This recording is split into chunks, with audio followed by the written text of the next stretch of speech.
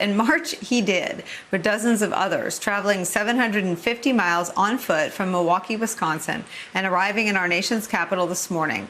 They left August 4th, and their numbers grew along the way, despite facing arrests, racism, even gunfire during their journey. Joining us now is Frank Nitty Sensabaugh. Tell me about your journey.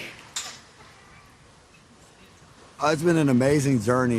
We left on August 4th, and I originally planned to do 30 miles a day, but the police and getting arrested and gunfire and racism was delaying us a few of the days. So near the end, we had to walk over like 60 miles a day the last 2 days. We actually had to walk 82 miles the last day just to get here on time. Been a truly amazing experience. So where did you encounter arrests? And I mean, can you sort of give us a TikTok? Can you take us through where some of the big crises took place? Yeah, okay, so basically we started off in Milwaukee, Wisconsin. We left there with about 15 to 20 people. When I got to Kenosha, there was a group that was actually met us in the middle of the street to walk with us through Kenosha. A few of those people joined us, and along the way, like every city, people joined us. So we were going for a while with just people joining us. The police were really nice, and we even got through Chicago, and we went through downtown Chicago and shut down downtown Chicago, which we thought was amazing because we were just like wondering, when are we going to run into police that don't like what we're doing? We knew that we'd have a tough time going through Indiana with it being the home of the KKK and everything. So when we got to Indiana, it was everything started. As soon as we got there, first thing we heard was, "Get out of the road, spook."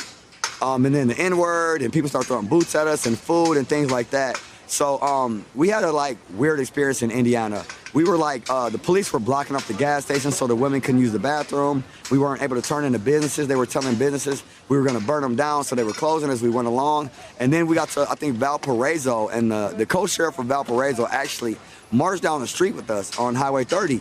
And then the next municipality arrested us on the same highway.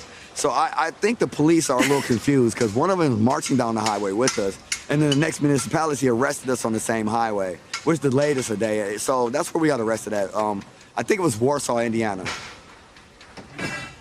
Well, it's so interesting that you say the police are confused. I mean, that you have that sort of ability to see it from their side is remarkable. And it sounds like you encountered at least a couple who saw and believed in what you were doing. Do you think that there is any replacement for that sort of actual experience of walking in each other's shoes?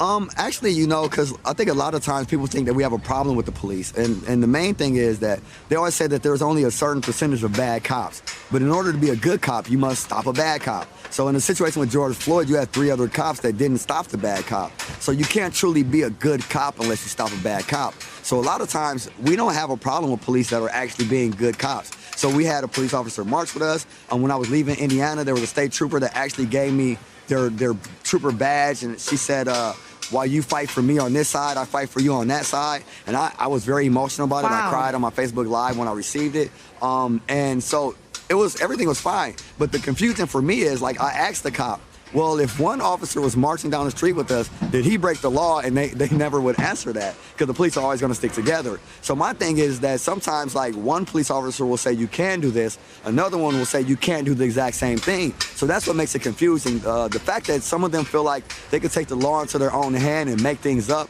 And I know the law, so I know that my First Amendment right allows me the freedom to do the things that we do. And it trumps any state or city policy that they possibly could have. So a lot of times they'll tell you can't do something, and if you tell the police, can you prove it, they can't. So that's what's been happening across the country as we walked. A lot of police were mad, and they were telling us, you can't do this, you can't block the street, you can't do this, you can't do that. I'm like, well, show it to me. And if they couldn't show it to me, then we would just continue to walk. And that upset a lot of police officers along the way. But for the most part, it was kind of weird. Indiana was really bad with the police. Ohio was really cool with the police, but the people were really bad. And then Pennsylvania was kind of up and down. You always have officers that just kind of don't like what you're doing.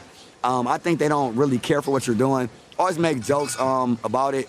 Sometimes the sheriff will come up and then he'll have to direct traffic. So I'll make jokes and say he turned into a traffic cop. He got demoted real quick, because a lot of times they'll think they can just make a phone call, and then they make that phone call, and then their upper let's say the person that's above them will let them know that we're not breaking any laws, and they actually have to protect us and serve us and actually have to escort us through these cities. And that's what's been happening, just standing up against them, knowing the law and standing up against them, because for me, you can't just tell me something because you're the police. You can't just impose on me. And that's worked so many times for black people in the black community. There's been so many neighborhoods that I've walked through where they were like, man, we never got to march down the street. Like I was in Fort Wayne, Indiana. And they were like, we never got to march down the street before. I'm like, why? Because the police told them they couldn't, and they just turned around and left. But if you tell me you can't, we were really, every time I walked, I said, look, man, there's nothing gonna stop us from getting to Washington, D.C. And that was our main goal. Hey there, I'm Chris Hayes from MSNBC. Thanks for watching MSNBC on YouTube. If you want to keep up to date with the videos we're putting out, you can click subscribe just below me, or click over on this list to see lots of other great videos.